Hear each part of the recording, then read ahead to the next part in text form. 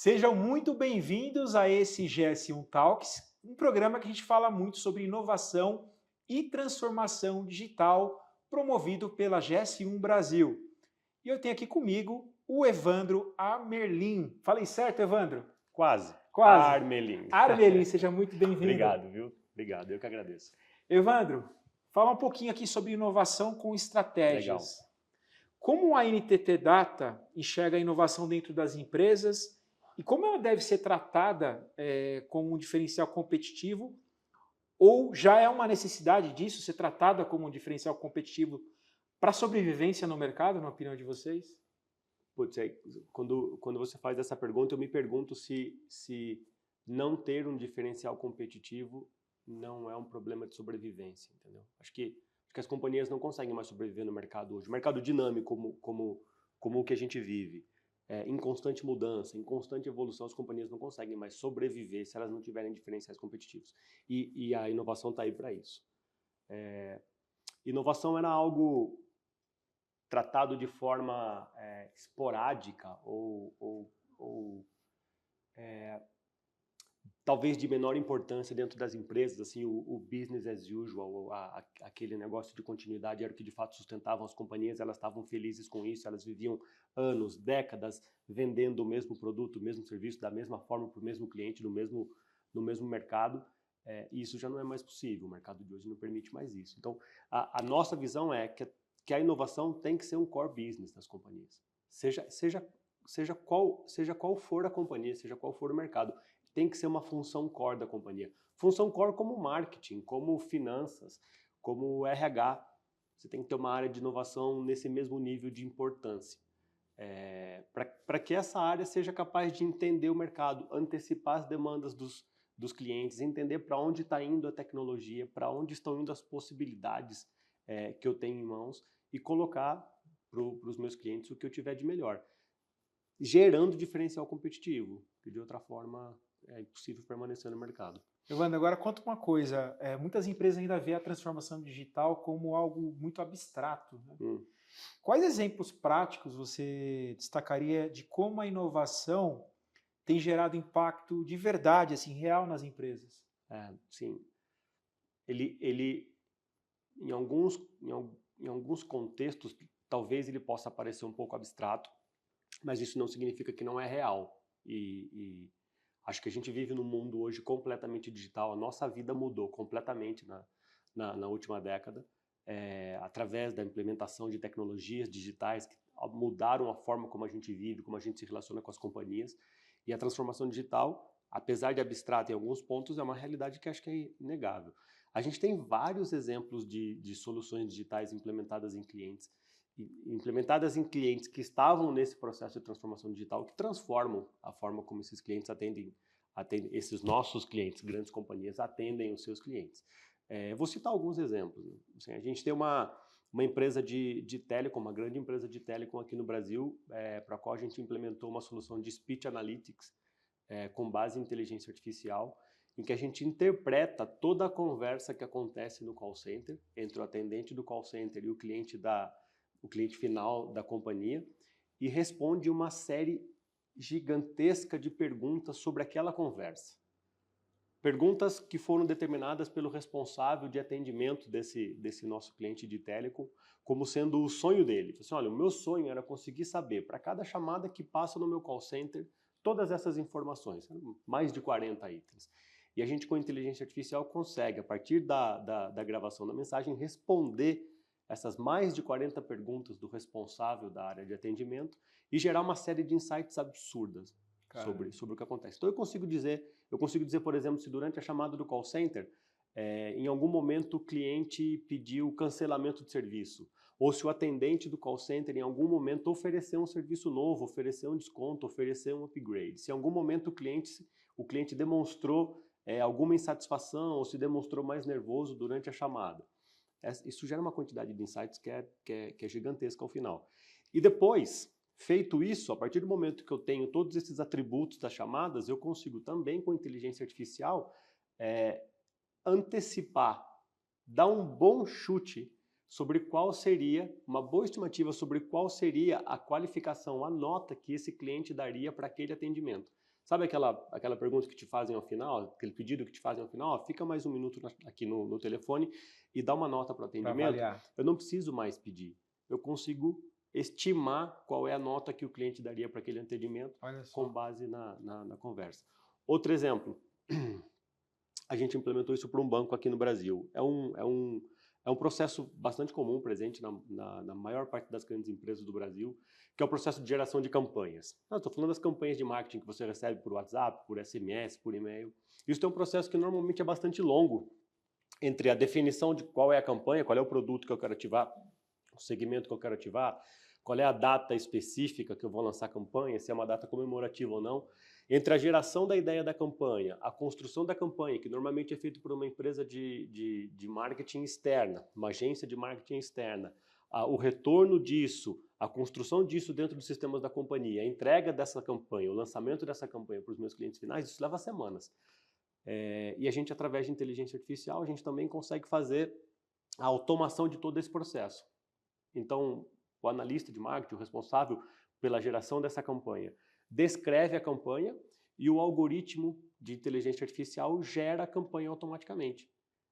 Eu digo para ele, olha, uma campanha que vai ser lançada no Natal, eu quero ativar o produto A para o público X, eu quero que essa campanha tenha um tom bastante divertido, bastante informal, e dou todas as características, o típico briefing de campanha que eu normalmente envio para uma agência.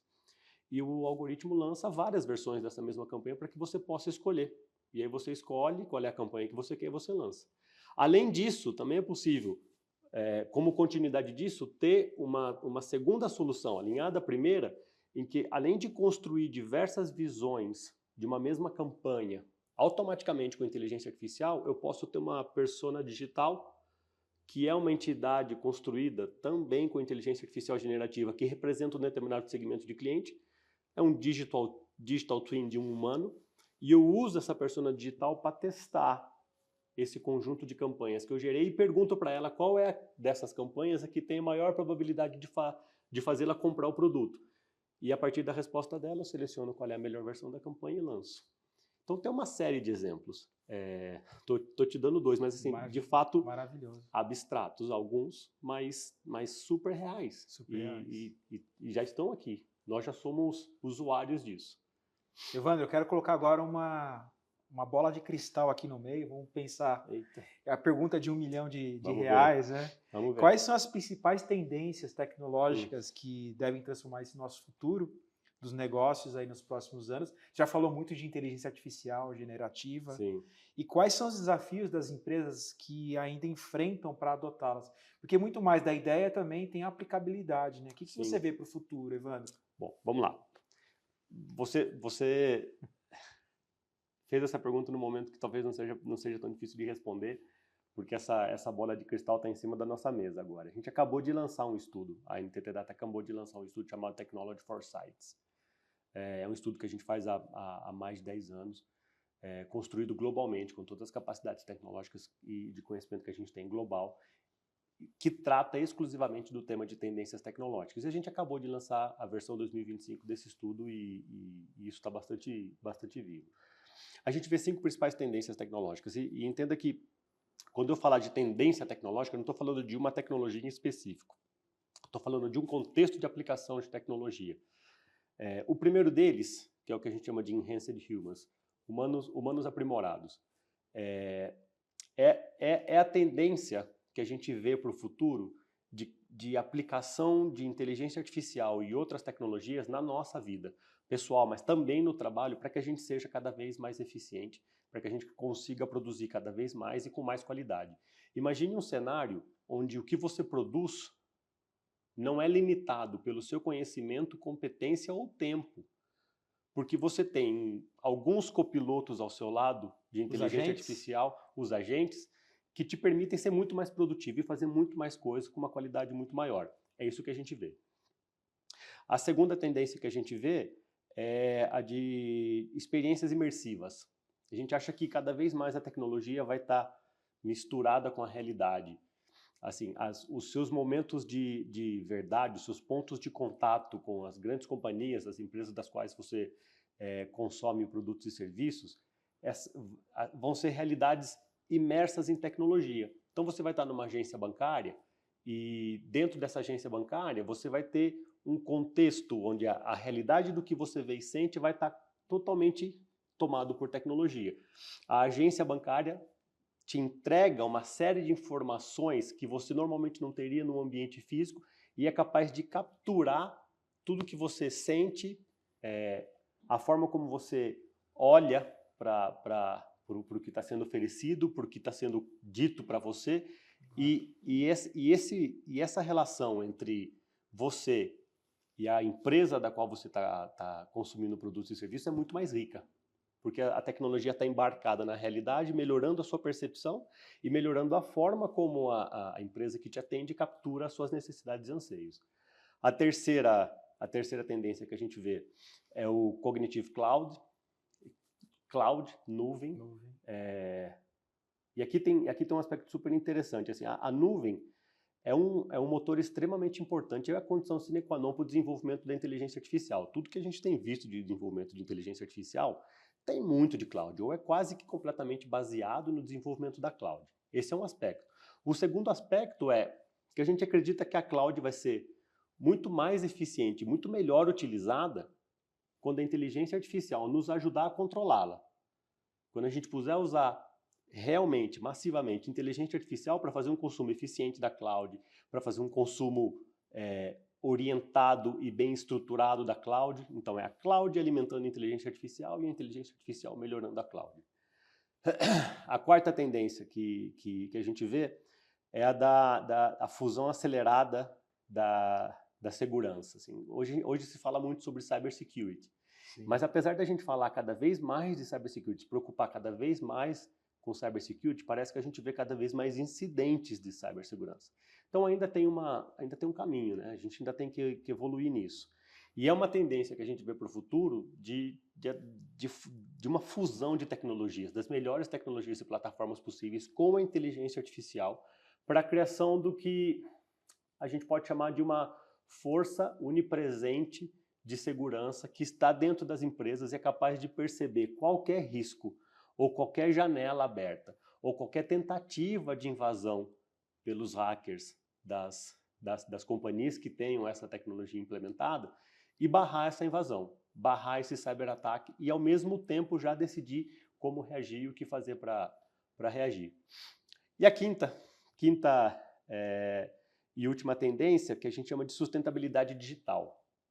O tema de sustentabilidade, ESG, está super em voga, mas a gente acredita que realmente só vai decolar quando as empresas entenderem que a sustentabilidade não é um centro de custo, mas é um centro de resultado. Sustentabilidade não pode ser simplesmente custo e investimento, mas tem que ser um gerador de resultado para as companhias. As companhias têm que perceber que investindo em sustentabilidade, elas capturam mais mercado, elas obtêm mais benefícios, elas melhorando a vida da sociedade, elas conseguem ser mais lucrativas. E a tecnologia é a parte crucial disso. Essa sustentabilidade digital, a sustentabilidade que pega, que realmente transforma o futuro, é uma sustentabilidade que tem a tecnologia como base. Para a gente, essas são as 5 principais tendências de mercado. Muito bom, Evandro. E para fechar aqui o nosso bate-papo, eu queria saber como que está o Brasil nesse cenário global de inovação. Legal. Em relação a outros mercados, na questão da transformação digital. E quais setores, você falou aí muito setor bancário, né? Quais outros setores têm aqui no Brasil se destacado? O Brasil é referência no setor bancário. Né? Sempre é. O Brasil, como sempre, assim, na adoção de tecnologia, o Brasil está sempre bastante adiantado. A gente está sempre muito bem posicionado nessa corrida de adoção tecnológica. Nós atendemos, nós como NTT Data aqui no Brasil, nós atendemos grandes companhias. E quando eu comparo o que a gente está entregando para essas grandes companhias, o que elas já estão fazendo com tecnologia, o nível de adoção que elas têm de tecnologias disruptivas, e comparo com o que eu vejo de clientes do mesmo porte fora do Brasil, aqui na América Latina, mas na Europa também, eu vejo que a gente não está atrás, de forma nenhuma. A gente está para e passo das grandes companhias no mundo na adoção de tecnologias. É óbvio que existe um grupo de empresas que se separam um pouco disso, talvez sejam alguns passos à frente, que são as Big Techs, que são as nativas digitais. Assim, as empresas lá do Vale do Silício, da Califórnia, algumas empresas da China. Essas realmente, talvez você veja um gap tecnológico entre elas e nós, mas elas são criadoras da tecnologia, né? Elas são produtoras de tecnologia. Todas essas tecnologias que eu mencionei aqui nascem dentro dessas companhias. Mas excluindo esse grupo, a gente diria que no quartil da frente dos países. Se eu pudesse dizer algo que o Brasil deveria talvez tratar com um pouco mais de atenção, é tentar ser um pouco mais produtor de tecnologia e não somente consumidor. Somos excelentes consumidores, mas produzimos pouca tecnologia aqui. A gente deveria ter a nossa própria produção e um pouco mais de independência nisso.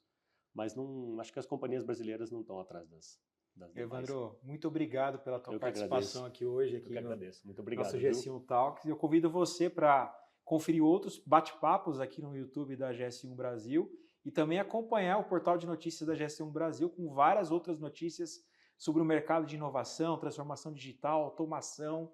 Confere lá e verifica os próximos episódios que estão por vir. A gente se vê. Até mais.